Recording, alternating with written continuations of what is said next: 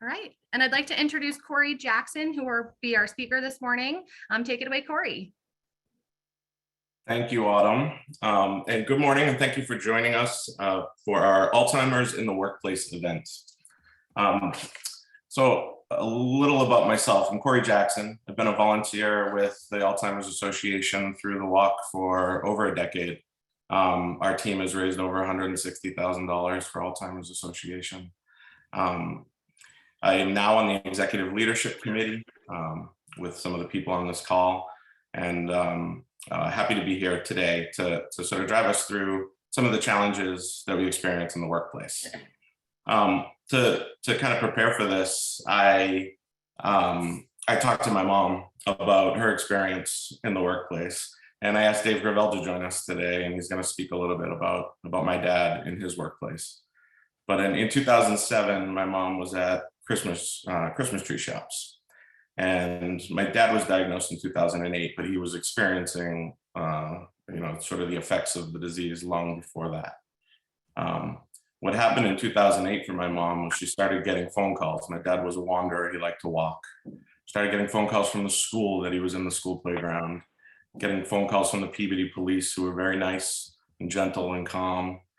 And then the Salem police, who were not very nice and gentle and calm. We'd find him in the back of a police car in handcuffs. So at that point, she realized she couldn't stay working anymore. She had to retire early. She'd still be working today, probably. And so she retired in 2012, and my dad passed away in 2018. So, she experienced it really firsthand, what it's like to be a caregiver that had to work, had to provide for her and her husband, and deal with sort of the confusion of what was going on. This morning, we will share the various ways the Alzheimer's Association has helped local companies and their employees, and how they can do the same for yours. Understanding the true impact of Alzheimer's in the ever-changing workplace will help your organization create a compassionate, inclusive, and forward-thinking environment.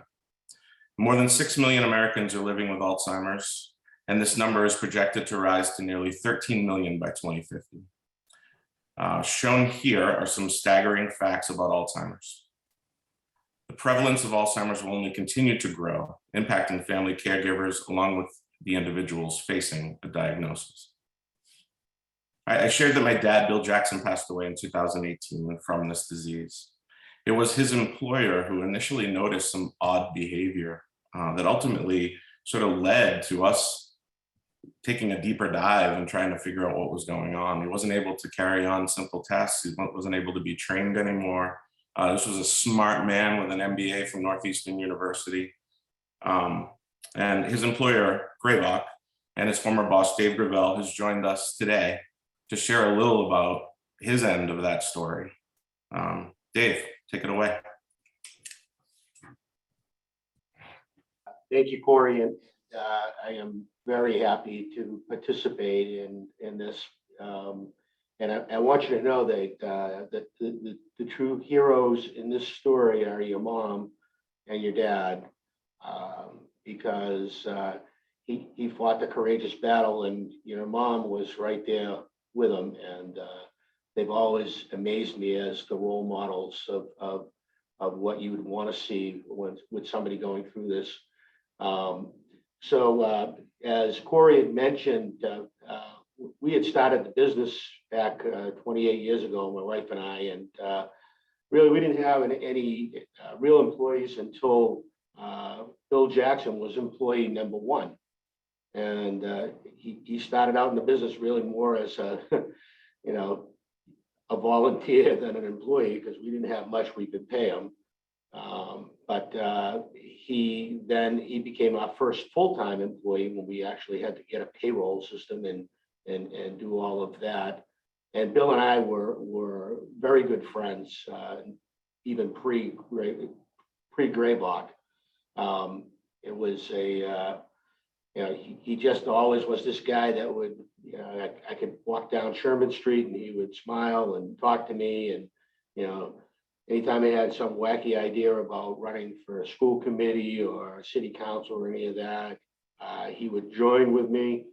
And I also knew him as a, he was a very charitable person, because I knew him in the early days of the foundation of Citizens for Adequate Housing, which then became Citizens In, which Corey directs these days.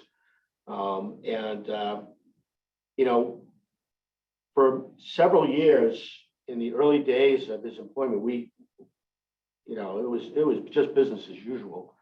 If you knew Bill Jackson, he was a very meticulous, organized person who had a great wit, a sense of humor, the ability to communicate well in any situation, and he was almost unstoppable in terms of his confidence in things that he just didn't even know. And as a matter of fact, we coined him Action Jackson just for that reason, because whenever we had something that we needed to do that maybe neither of us knew what to do, he would jump into action and take the front, and a lot of times juggle a lot of different things almost seamlessly. And he always used to amaze me. But when I tell you he was meticulous, I remember his note taking at customer accounts and during meetings and such. I mean, you can't read one word of mine. You could read every word of his from afar. And they were all organized by day, by event, by customer. His desk was the ultimate in organization. The pens lined up, any papers. There was no such thing as a stray piece of paper on his desk. Every paper was in place, every stack, etc. He's just the model worker and the model friend. It was really a departure from that was kind of our first clue in terms of what was going on. And he had, started to I wouldn't say forget things, but overlook things. And we had to have, more day-to-day interventions, to ensure that we were getting the work done. I noticed that, some things were out of place, being there all day, typically seeing things. I saw a lot and felt something was happening, but really, Alzheimer's, dementia, or anything like that would not even come to mind. It was just, maybe, a change. And what happened was over the course of a couple of years, it got progressively worse, where we would take time to every week at the beginning of the week to sort of put together an action item list, so that he would have a course to follow. And at the end of the week, he would review that with me. And, and for a while that seemed to do the trick. But then all of a sudden, I noticed he was starting to lose context to what the items were. And I have to go over it again. That meant that, this item here, we're supposed to go to, and I would explain it to him.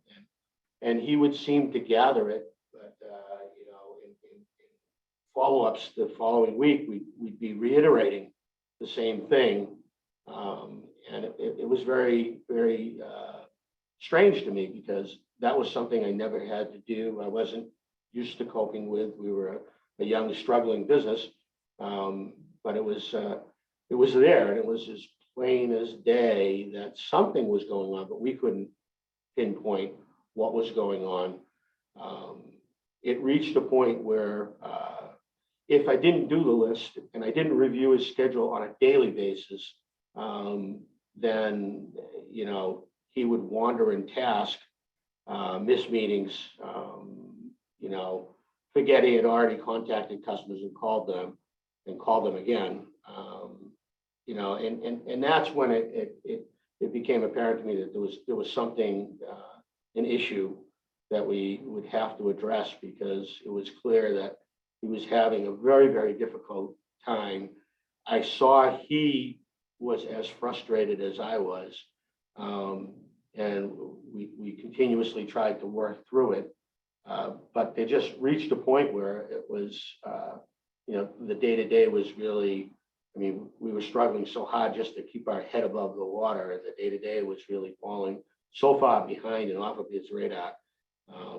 We kind of ended up putting him into a task with a friend of ours who was in the business, where he would go to locations and work on, updating cards and collecting receivables and that type of thing. But it was quite a difficult thing to watch. I wish I had a sense earlier that, of what Alzheimer's was and how it impacted people in the work environment, but because maybe my reactions and such would have been different, and my early warning system would have sounded early, a lot sooner. But it was a difficult thing in the workplace, dealing with somebody that was having such a difficult time, not only from a personal perspective, but from a business perspective. So I don't know what else I can tell you, except that I'm sure if you look hard and you see, changing behavior in the workforce of particular individuals who seem to be struggling, staying with the program, you probably have some cause for concern. So, Yeah. Well, thank you, Dave. And that's most companies would have terminated that employee a lot sooner. And I've said that to you before. You kept him. You didn't know what it was or why it was, but you did accommodate, and you created, safe ways of working through it for a very long time. So you're commended in that confusion and that lack of knowledge. The reason we're all here today to learn a little bit more. Back then, for you, there weren't as many resources. So I just want to thank you, and thank you for sharing that perspective and story with everybody here today. thank you. So as we heard from Dave, he recognized like changes, overlooking things, confusion. Dave even started organizing for him. It's just amazing to think about sort of the struggle for the employer.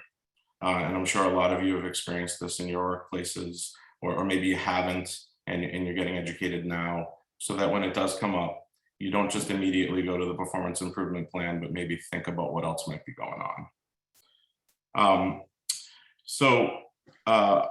Upon receiving my dad's diagnosis in 2008, my family, like so many others, needed support and information as we navigated this journey. We were just as confused as Dave just described as a family, and didn't really know how to deal with it, how to handle it at home. We connected with the Alzheimer's Association. I actually asked my mom, like, how did we connect with the Alzheimer's Association? How did that happen? It all feels so fluid and natural, and I have no idea. And she doesn't remember either. It was just something that was there. And she remembers using the hotline to ask questions. She remembers getting educated from several resources that the Alzheimer's Association provided, but she can't really pinpoint when the first time or why it was we reached out. It could have even been the walk, just trying to do something, putting that walk team together and just do something productive to help, so that other people don't have to experience what our family went through. The association's vision is a world without Alzheimer's and all other dementia. And I'd like to introduce, I believe, is Lauren on? I am, yes. Oh, great. So I'm going to introduce Lauren Watts from Dovetail Companies to share more about the impact on caregivers and how your organization can partner with the Alzheimer's Association. Lauren? Thank you, Corey, and thank you, David, for such a beautiful memory of Bill. My name's Lauren Watts. I am the co-owner and vice president of Dovetail Companies. My partner, Erin DiCarlo, could not make the call today, but we provide one point of contact to any and all services an older adult may need while going through a transition. And with that, we have personal experiences and clients that we meet with every day that are faced with Alzheimer's disease, and especially the caregivers that are providing that support as well. So we are here today to talk a little bit about how you can get involved and how your organization can support. Alzheimer's and other dementia can have a devastating impact on families. Here in Massachusetts, there are 130,000 individuals living with Alzheimer's or another dementia. This number is unfortunately expected to increase by 15% by 2025. 281,000 friends and family members are providing unpaid care for their loved ones, and 6% of caregivers have retired early because of that.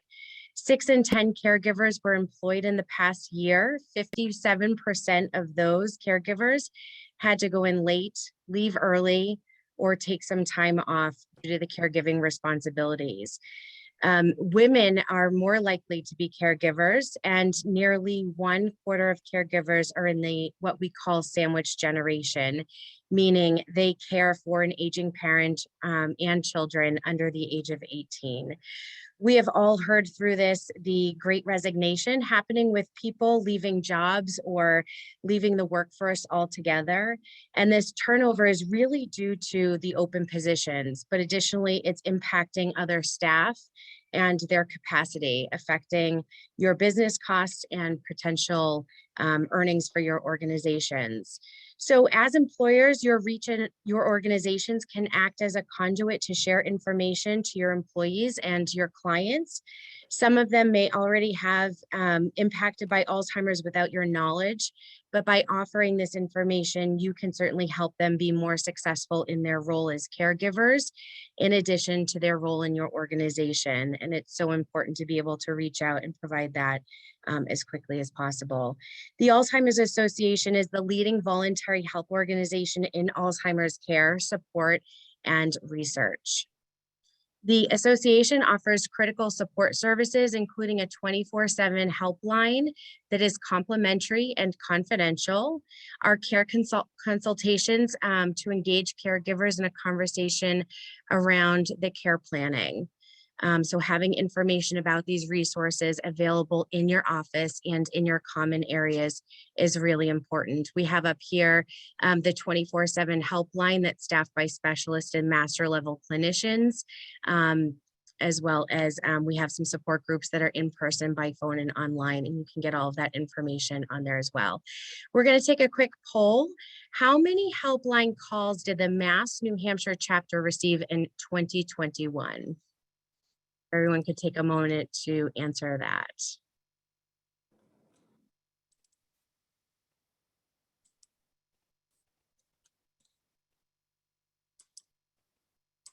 Wow, fantastic. The answer is 10,000. 56% of you got that right. It is certainly growing. There are over 85 support groups in the chapter area that connect caregivers and individuals living with Alzheimer's to share their experiences and to not feel alone or isolated in their Alzheimer's journey. Connecting with human resources or your organization employee resource groups to offer this information is something that would be very beneficial for all of you. In addition, the Alzheimer's Association offers free educational programs to increase awareness and understanding of what Alzheimer's and dementia are. And we invite you and your organization to host one of these programs and invite your staff and clients to participate so that they can be empowered with the information and resources available to them. Coordinating with the association and host an educational program at a staff member meeting to open the conversation and bring this service to your program organization as well. So we invite you to schedule a free consultation with your company. We're going to do another quick poll. True or false? 5,000 people in Mass and New Hampshire were reached through our education programs and community outreach this year.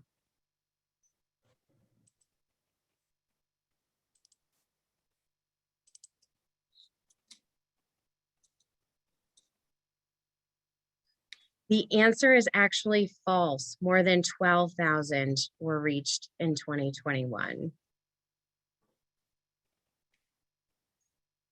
These support services and educational programs are all possible at no cost to those who need them, thanks to our fundraising efforts like the Walk to End Alzheimer's, which I participate in and our company participates in, and other special events. Each of us can really make a difference in the fight against Alzheimer's by supporting our Northeastern Mass Walk on October 2nd at Brickstone Square in Andover. So we hope that if you haven't thought about it already, certainly you will think about being a sponsor or joining our walk. Our walk is about community and coming together.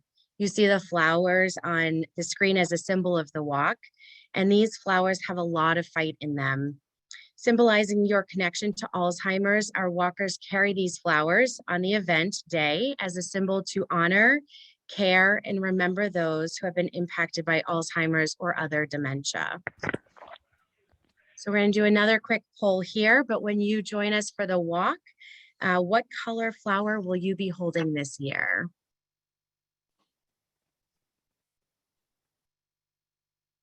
Definitely gonna be carrying purple because I have lost a family member to Alzheimer's and it's really hard. Supporting the walk is a fun and easy way to create camaraderie in your office. It offers a few things. It's social, encourages your coworkers to meet with peers from other departments. It promotes leadership skills. Employees can volunteer to act as team captains or volunteer with the association to learn leadership skills and expand networks. Health and wellness, it encourages coworkers to get out and walk on the event day. There's a lot of buzz that's going on during that day and a lot of folks coming together as part of a community. Philanthropy, the Walk to End Alzheimer's is a great way to give back to your local community and support employees who may be facing the disease. We are able to offer an educational program to your organization and a team kickoff to help generate excitement among the staff to participate and gear up for the walk as well. We have organizations of all companies and all sizes that participate in our walk, sponsor and volunteer. And I'd like to thank our corporate partners for this walk this year. We have UKG.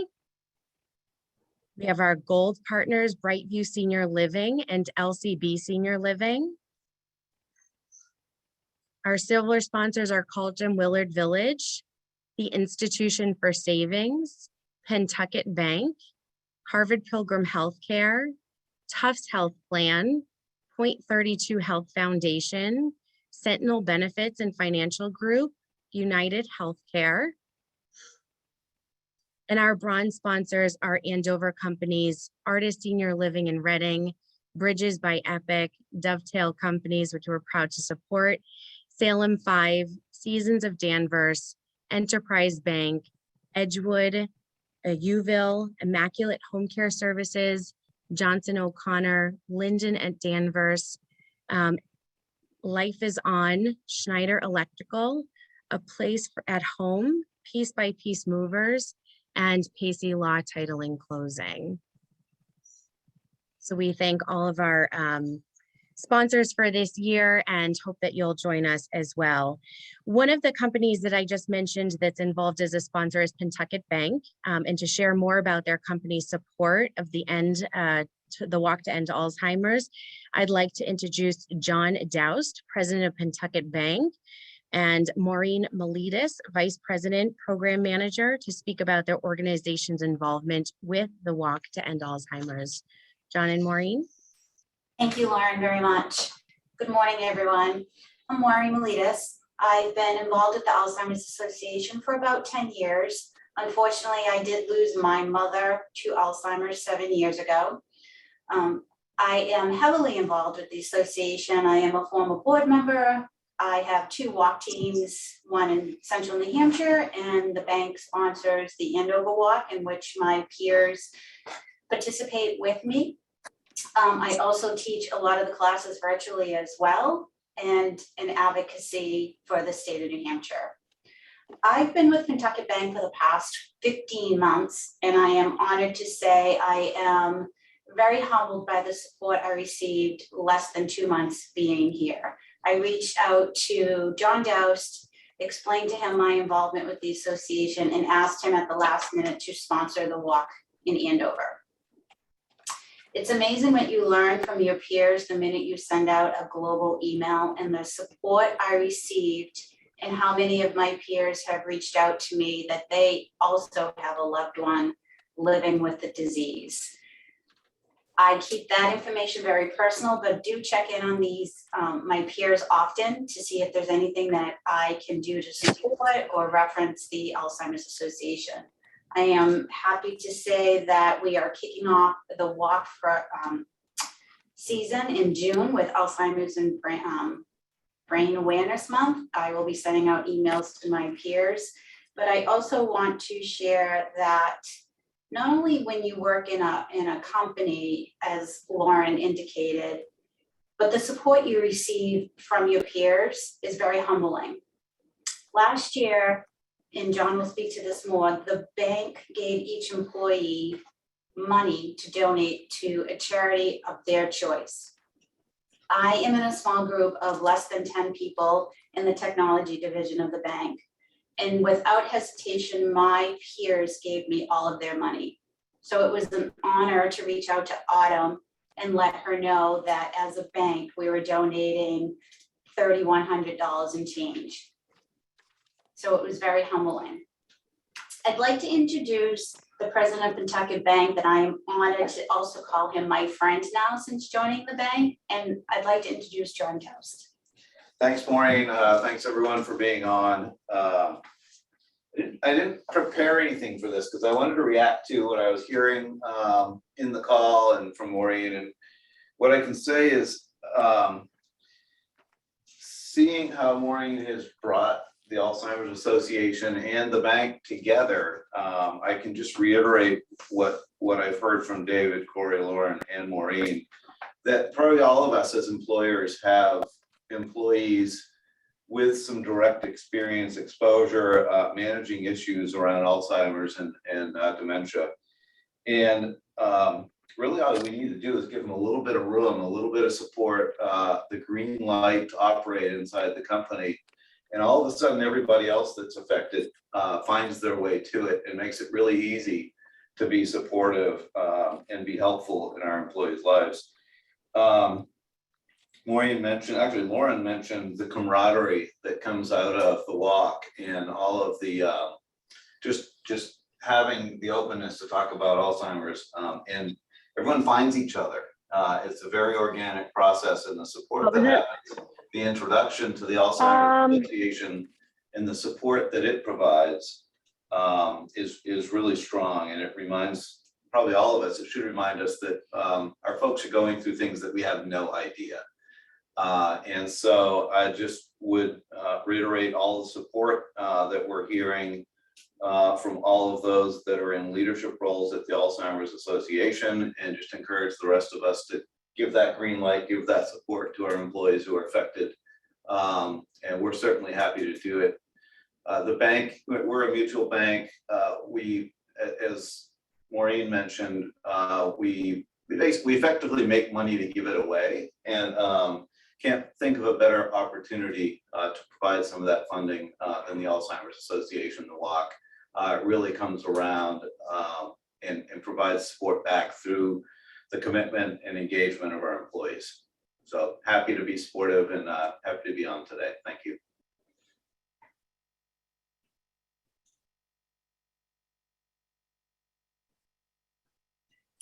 All right, thank you so much, Maureen and John, for sharing and for your support. I know for so many people, this is a very personal disease. We've heard it a few times already today. And hopefully the information we shared will help empower you and your teams to support any individuals as they face a diagnosis or provide care for a loved one. I just wanted to say too that Dave and Kathy Gravel and Greyvok have been incredibly supportive of Team Bill throughout the years. I believe out of that 160,000, they're probably about 20% of that number. So thank you to Greyvok and Dave and Kathy as well.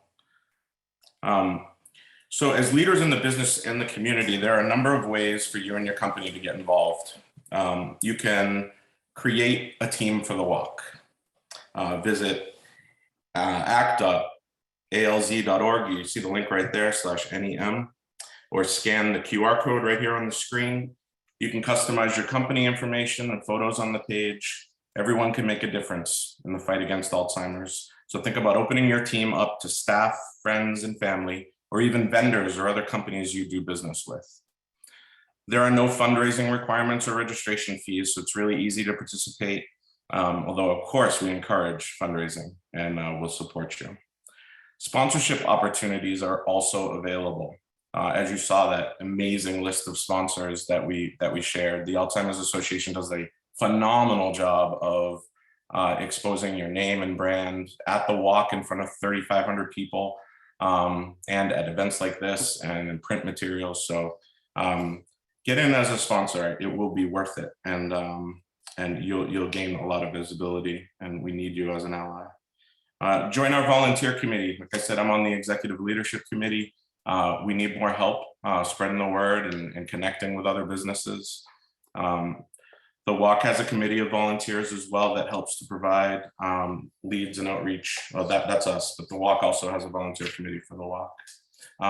The association will provide you and your organization tools necessary to be highly successful with any avenue of involvement you choose.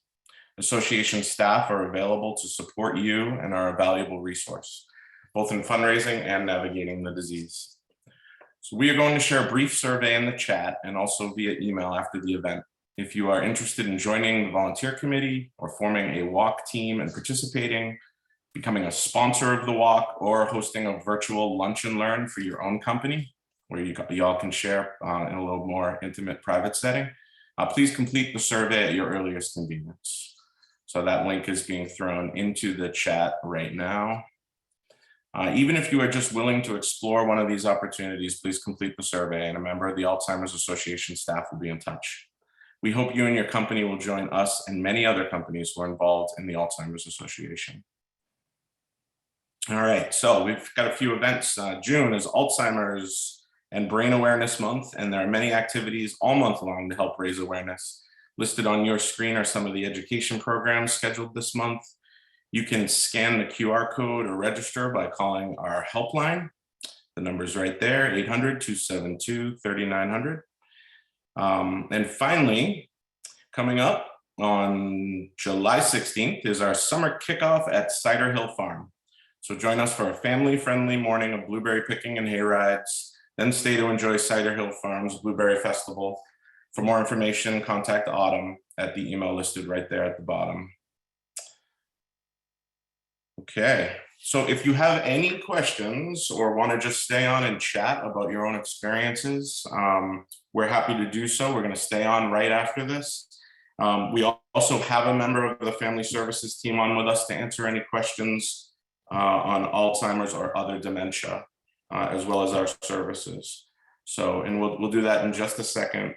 That does conclude the program for this morning. I want to thank everybody for being a part of this. We encourage you to get involved with the association and support the great work of the Alzheimer's Association. So please consider, once again, sponsoring or participating in this great event that raises awareness and funds to support this mission.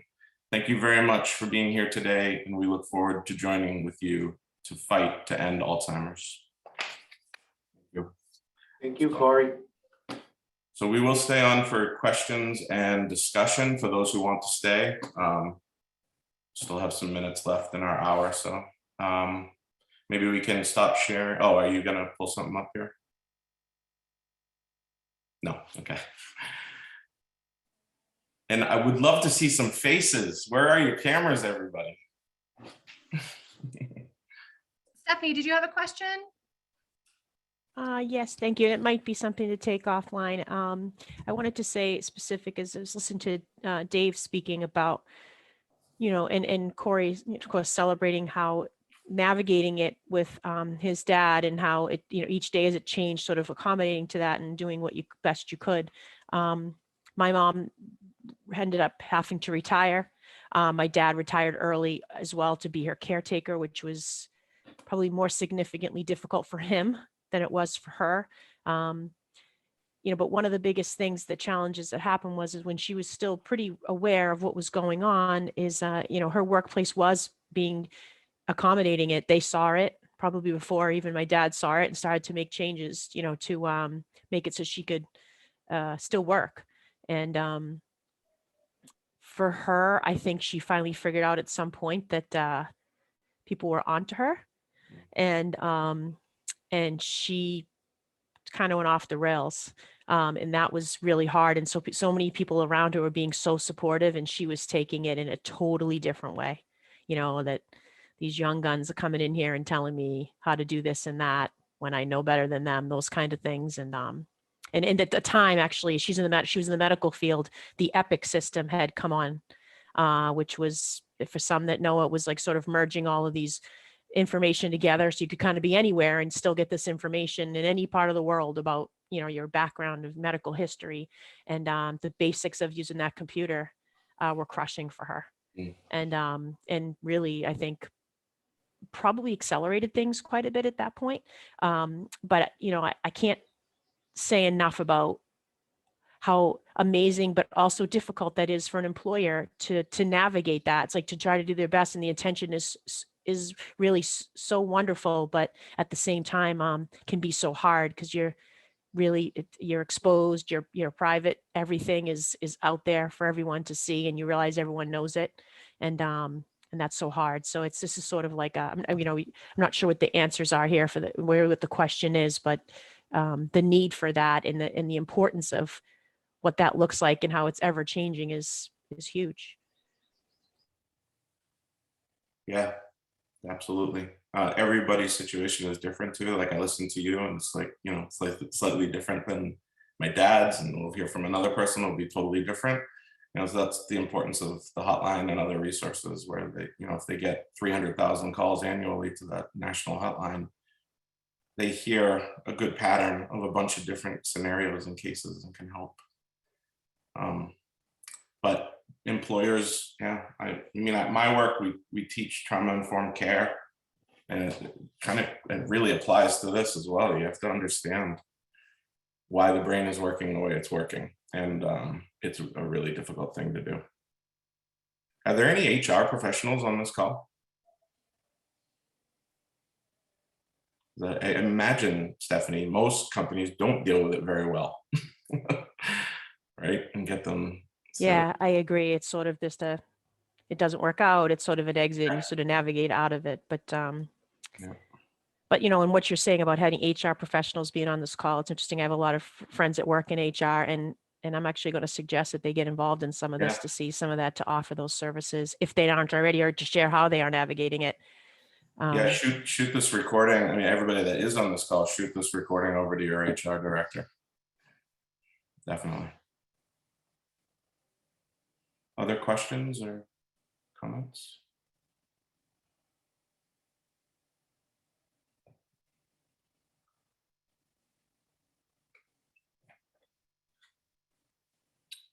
Quiet group. It was great. I thank you all for joining us. And I guess I'll hand it back to Autumn to wrap us up. And if anyone has any other questions, obviously reach out. Autumn's email address was in the deck. I'm sure we'll get the recording sent to us after this. So yeah, absolutely. Thank you so much, Corey. And thank you again to our Executive Leadership Committee, Michael Newhall, Aaron DiCarlo, Lauren Watts, and our speakers today, Dave Gravel, Maureen Miletus, and John Doust. We appreciate all of your support for taking the time out of your busy days to join us today. I'll be sure to send out the recording as well as that survey to get involved in how you can support your organizations and your employees and your clients as well. So thank you so much for taking the time. We enjoyed having you this morning, and we're here to help, and we'll be in touch. Have a great day. Thank you. Thank you, you too. Thank you. Everybody. Bye.